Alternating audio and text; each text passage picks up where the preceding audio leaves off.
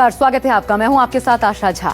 देश का अन्नदाता सड़कों पर है, ठंड में शरीर पर पानी की बौछार झेल रहा है, आंसू गैस के गोले झेल रहा है। देश का जवान दिल्ली की तरफ बढ़ते इन किसानों के कदमों को रोकने के लिए हर जतन कर रहा है। दोनों के बीच घमासान हो रहा है क्योंकि किसान ने कृषि कानून के खिलाफ दिल्ली पर चढ़ाई कर दी है। सरकार दिल्ली से सटे हुए बॉर्डर पर उन्हें रोकने के लिए ऑर्डर दे रही है, लेकिन किसान पीछे हटने को तैयार नहीं। देखिए शुक्रवार को भी कैसे जवानों और किसानों में जमकर घमासान हुआ।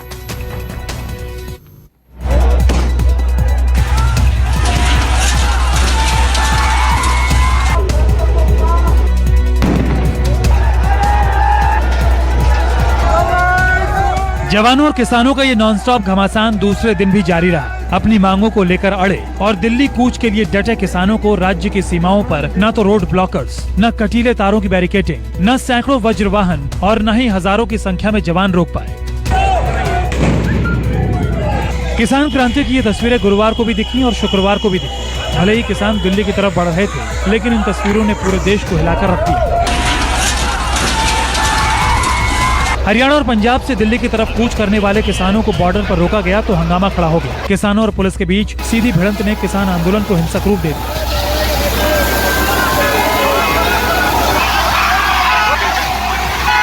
सिंघू बॉर्डर पर अचानक अफरा तफरी मच गई। किसानों ने बैरिकेडिंग तोड़नी शुरू कर दी, जिसके बाद किसानों को तितर बितर करने के लिए दिल्ली पुलिस ने आंसू गैस के गोले दागने शुरू कर दिए, जिससे हालात लगातार बिगड़ते चले गए।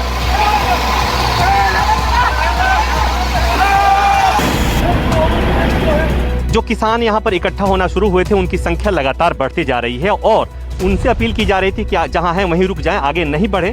लेकिन उसके बाद वो नहीं मान रहे थे, इसलिए उसके बाद से यहाँ पर एक बार फिर से आंसू गैस के गोले छोड़े गए। ये तस्वीरें क्या है मुझे नहीं पता, लेकिन ये मैं बता सकता हूँ कि मैंने देख पा रहा हूँ ना, मेरी हालत बहुत खराब है और मेरी हालत नहीं खराब है, यहाँ पर जितने सुरक्षाकर्मी हैं उनकी भी हालत बहुत खराब है। इसलिए कि जो यहाँ पर आंसू गैस छोड़ा गया है उसका असर ये हुआ है कि यहाँ पर स्थिति बहुत ही बुरी है। बहादुरगढ़ बॉर्डर पर भी जमकर बवाल हुआ। किसानों के कदम को रोकने के लिए आंसू गैस के गोले छोड़े गए, लेकिन किसान फिर भी टस से मस नहीं हुए।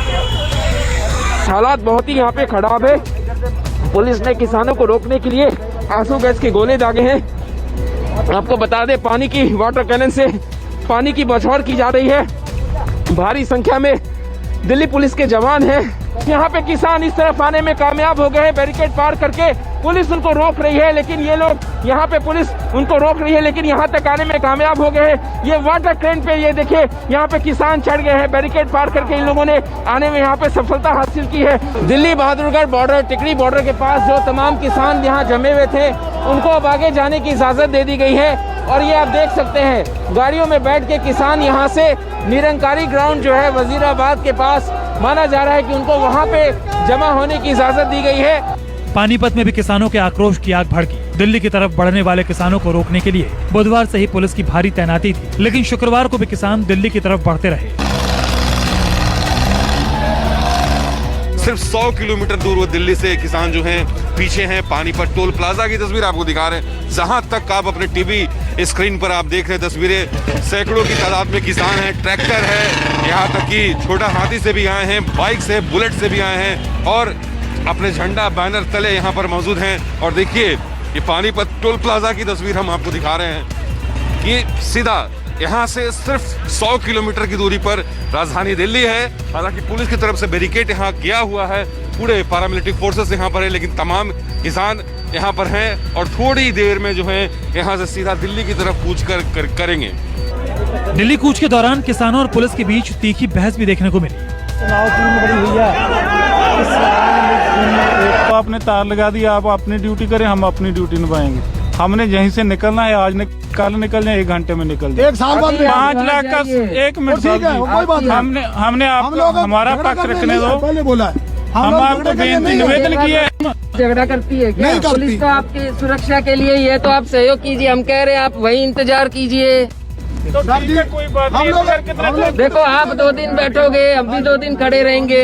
आपको अगर आप 10 दिन बैठोगे, हम भी 10 दिन खड़े रहेंगे।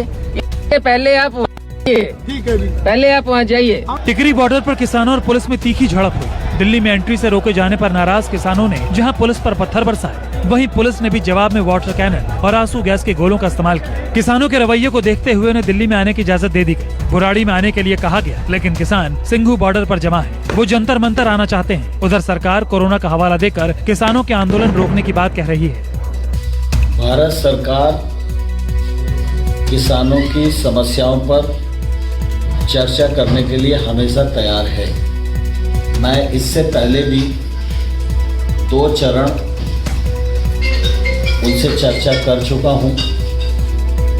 एक अधिकारी स्तर पर चर्चा हुई, एक चर्चा मैं स्वयं उपस्थित था और मैंने उनको आग्रह किया था ये चर्चा आगे भी जारी रहेगी और सरकार ने अपने वायदे के अनुसार 3 दिसंबर का किसान भाइयों के लिए निमंत्रण भेजा है और मुझे विश्वास है कि वो जरूर आएंगे और चर्चा करेंगे। किसानों को दिल्ली पहुंचने से रोकने के लिए पुलिस और आरएएफ के जवान सभी सीमाओं पर तैनात हैं। दिल्ली से सटी सीमाओं के साथ पंजाब, हरियाणा और यूपी की कई सीमाओं को छावनी में तब्दील किया जा चुका है। किसान कानून के खिलाफ सड़कों पर है। किसानों के फायदे और नुकसान पर भी राजनीति खूब हो रही है।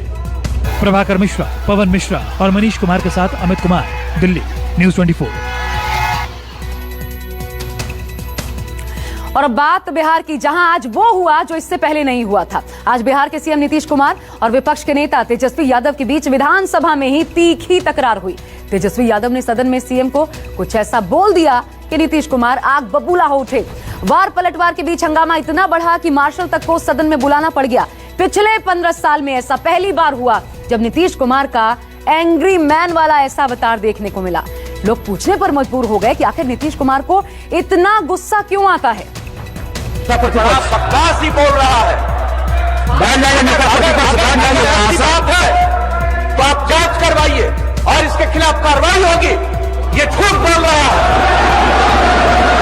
मैंने धर दिया था, मेरा भाई समान दोस्त का बेटा है, इसलिए हम सुनते रहते हैं, हम नहीं कुछ बोलते हैं। और इसके पिता को किसने बनवाया था? विधायक दल का नेता, क्या पता है? इसको डिप्टी चीफ मिनिस्टर किसने बनाया था? जब इस पर आरोप आया, हमने कहा एक्सप्लेन करो। जब एक्सप्लेन नहीं किया तब हमने छोड़ दिया।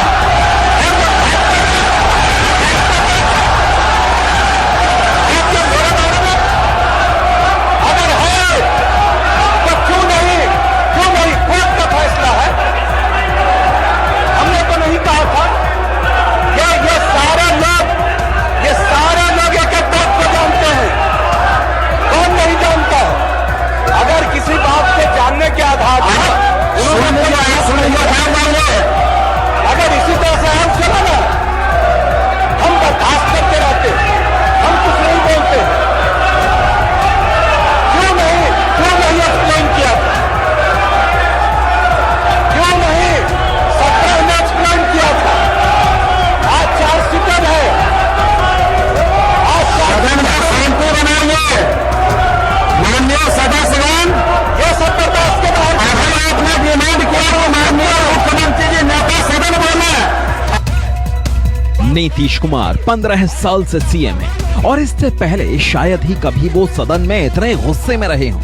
आखिर वो क्यों इतने गुस्से में आ गए? दरअसल आज जैसे ही विधानसभा की कार्यवाही शुरू हुई, तेजस्वी ने कुछ ऐसा कह दिया कि सीएम नीतीश कुमार अपना आपा खो बैठे और गुस्से से तमतमा उठे। चुनाव के दौरान दोनों नेताओं के बीच जो तीखी टिप्पणी देखने को मिल रही थी, वो सदन में भी गूंजी। सुनिए नीतीश कुमार के इस गुस्से की वजह।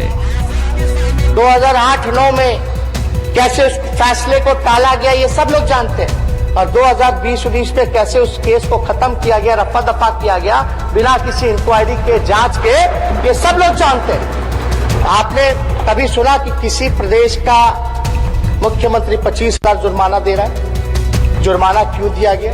चोरी की गई। जेएनयू के एक छात्र का कंटेंट चोरी किया गया, उसमें नीतीश कुमार जी को सजा हुई कोर्ट से और 25,000 मुख्यमंत्री जी ने जुर्माना दिए। जाहिर है सीएम पर आरोप गंभीर और तेजस्वी के बयान विवादास्पद थे, इसलिए सदन में हंगामा हो गया। तेजस्वी के बयान के बाद नीतीश कुमार खड़े हुए तेजस्वी को चुनौती देते हुए कहा कि वो आरोपों की जांच करा लें। साथ ही नीतीश ने ये भी कहा कि तेजस्वी झूठ बोल रहे हैं। एक बार फिर सुनिए सीएम नीतीश कुमार का तेजस्वी पर पलटवार। भाई समान वक्त का बेटा है, इसलिए हम सुनते रहते हैं, हम नहीं कुछ बोलते हैं। और इसके पिता को किसने बनवाया था? लोकपाल में विधायक दल का नेता, ये पता है? इसको डिप्टी चीफ मिनिस्टर किसने बनाया था? और जब इस पर आरोप आया, हमने कहा एक्सप्लेन करो। जब एक्सप्लेन नहीं किया तब हमने छोड़ दिया।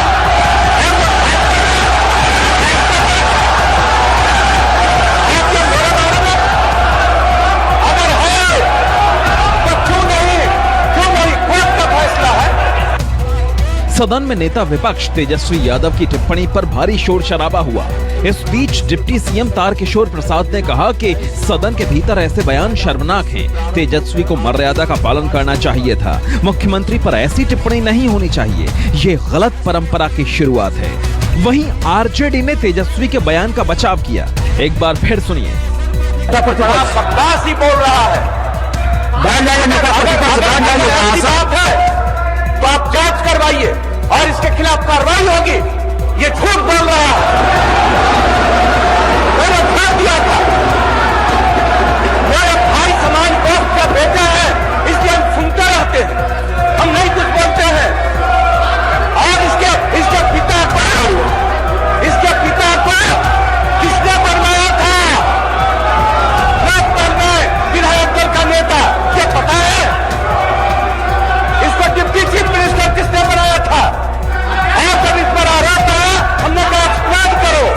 जब एक्सप्लेन नहीं किया तब हमने छोड़ दिया।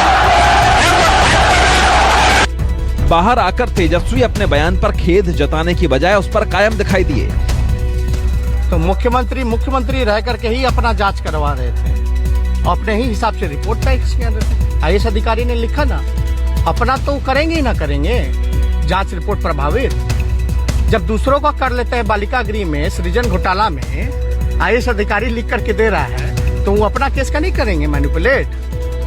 इस्तीफा दे दें। अभी भी जांच की बात कही, हम तो चैलेंज करते हैं, अगर आपने गलती नहीं की है तो आप इस्तीफा करें मुख्यमंत्री पद से और जांच कराएं सीबीआई से। चुनाव के दौरान भी कई बार सीएम नीतीश आपा खोते दिखाई दिए थे। हालांकि उनके स्वभाव से लोग हैरान भी रहे, क्योंकि नीतीश की पहचान हमेशा भाषा की मर्यादा रखने वाले नेता के तौर पर रही है। लेकिन आज नीतीश का जो रूप देखा वो इससे पहले कभी नहीं देखा गया। सौरभ कुमार, न्यूज़ 24।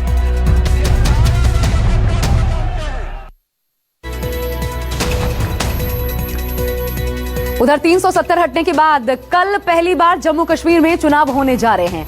ये चुनाव डीडीसी का है, जो गुपकार अलायंस बनाम बीजेपी हो रहा है। लेकिन चुनाव से 24 घंटे पहले पीडीपी चीफ महबूबा मुफ्ती को हाउस अरेस्ट कर दिया गया है। आर्टिकल 370 हटने के बाद कल कश्मीर में पहली बार चुनाव है और डीडीसी के इस चुनाव से 24 घंटे पहले पीडीपी अध्यक्ष महबूबा मुफ्ती को हाउस अरेस्ट कर दिया गया है। महबूबा मुफ्ती शुक्रवार को जब पुलवामा में वाहिद पारा के परिजनों से मिलने जा रही थी, तब उनकी सुरक्षा में तैनात कर्मियों ने उन्हें बाहर जाने से रोक दिया। महबूबा मुफ्ती ने पुलिस प्रमुख और एसएसजी के अफसरों को वाहिद पारा के परिजनों से मिलने जाने संबंधी लिखी गई चिट्ठियां भी सोशल मीडिया पर साझा की हैं। आपको बताएं कि महबूबा मुफ्ती ने क्या आरोप लगाए हैं। उससे पहले बता दें कि वाहिद पारा हैं कौन। दरअसल वाहिद पारा को पीडीपी चीफ का करीबी समझा जाता है, जिन्हें एनआईए ने दिल्ली में गिरफ्तार किया है। वाहिद पारा पर आतंकी संगठन हिजबुल मुजाहिदीन को मदद करने का आरोप है। वाहिद पारा के परिजनों से जब मिलने से रोका गया तो महबूबा मुफ्ती ने एक के बाद एक 3 धड़ाधड़ ट्वीट किए। महबूबा मुफ्ती ने लिखा, मुझे अवैध रूप से फिर से हिरासत में लिया गया है। पिछले 2 दिनों से जम्मू कश्मीर प्रशासन की ओर से मुझे पुलवामा में वाहिद पारा के परिवार से मिलने की अनुमति नहीं दी जा रही है। बीजेपी के मंत्रियों और उनकी कठपुतलियों को कश्मीर के हर कोने में घूमने की अनुमति है, लेकिन मेरे मामले में सुरक्षा एक समस्या है। इसके साथ ही महबूबा मुफ्ती ने आरोप लगाते हुए कहा कि उनकी बेटी को भी हाउस अरेस्ट कर लिया गया है। उनकी क्रूरता कोई सीमा नहीं जानता। वाहिद को आधारहीन आरोपों में गिरफ्तार किया गया था और मुझे उसके परिवार को सांत्वना देने की भी अनुमति नहीं है। यहाँ तक कि मेरी बेटी इल्तिजा को भी घर में नजरबंद रखा गया है, क्योंकि वो भी वाहिद के परिवार से मिलना चाहती थी। हालांकि ऐसा पहली बार नहीं है जब महबूबा मुफ्ती ने किसी प्रकार का आरोप लगाया हो। हाल ही में पीडीपी चीफ महबूबा मुफ्ती ने आरोप लगाते हुए कहा था कि उनकी पार्टी और गुपकार गठबंधन के प्रत्याशियों को प्रचार नहीं करने दिया जा रहा है और तो और उनके उम्मीदवारों को अलग अलग जगहों पर सुरक्षा में रखा गया है। जम्मू कश्मीर में न जर्नलिस्ट बात कर सकते हैं, न सिविल सोसाइटी बात कर सकते हैं, न पॉलिटिशियन बात कर सकते हैं। पूरे जम्मू कश्मीर को एक जेल में तब्दील किया गया है। इस चुनाव में एक तरफ गुपकार गठबंधन है तो दूसरी ओर बीजेपी है। वहीं कई छोटी छोटी पार्टियां भी इस चुनाव में अपनी किस्मत आजमा रही हैं। माना जा रहा है कि डीडीसी चुनाव के नतीजे 370 हटने के बाद कश्मीर में भविष्य की सियासत की तस्वीर भी साफ करेंगे। इसलिए चुनाव से ठीक पहले महबूबा मुफ्ती की हिरासत को सियासी नजरिए से देखा जा रहा है। 370 हटने के बाद कल जम्मू कश्मीर में पहली बार कोई मतदान होगा। इस चुनाव में Jammu Kashmir Peoples Democratic Party यानी पीडीपी, नेशनल कॉन्फ्रेंस, जम्मू और कश्मीर पीपल्स कॉन्फ्रेंस और कांग्रेस पार्टी समेत मुख्य धारा के राजनीतिक दल एक साथ लड़ रहे हैं, जिनके खिलाफ बीजेपी उसकी सहयोगी पार्टी है। नेशनल कॉन्फ्रेंस और पीडीपी जैसी क्षेत्रीय पार्टियों ने पहले धारा 370 के उन्मूलन के मद्देनजर बीडीसी चुनावों को पहले बहिष्कार किया था, लेकिन इस बार इन पार्टियों ने गुपकार अलायंस बनाकर चुनाव में उतरने का फैसला किया है। फेजेज में जो इलेक्शन हो रही है, इसके लिए जितने भी इंतजाम हमको करने हैं वो सारे डिस्ट्रिक्ट एडमिनिस्ट्रेशन ने और डिवीजनल एडमिनिस्ट्रेशन ने ऑलरेडी किए हैं। हमारे पास इलेक्शन को सिक्योर करने के लिए पूरी जम्मू कश्मीर की जो पुलिस एडमिनिस्ट्रेशन है, उन्होंने पूरे अपने रिसोर्सेज डिप्लॉय किए हैं। जम्मू कश्मीर में डीडीसी के ये चुनाव सभी 20 जिलों में हो रहे हैं, जहां से 240 बीडीसी काउंसलर्स चुनकर आएंगे। क्योंकि अभी जम्मू कश्मीर में इस समय केंद्र शासन है, इसलिए डीडीसी निचले स्तर पर सरकारी काम में काफी असर रखेगी। जम्मू कश्मीर में धारा 370 हटने के बाद इन चुनावों में लोगों का रुझान क्या रहता है, लोग इन चुनावों को लेकर कितनी तादाद में सामने आते हैं, ये देखने वाली बात होगी। लेकिन फिलहाल जहां एक तरफ बीजेपी धारा 370 के खिलाफ और विकास के वादे के साथ लोगों के पास जा रहे हैं, तो वहीं दूसरी ओर गुपकार डिक्लेरेशन से जुड़ी पार्टियां 370 के समर्थन में लोगों से वोट मांग रही है। कैमरामैन मुजफ्फर रशीद के साथ आसूफ साहब, श्रीनगर, न्यूज़ 24।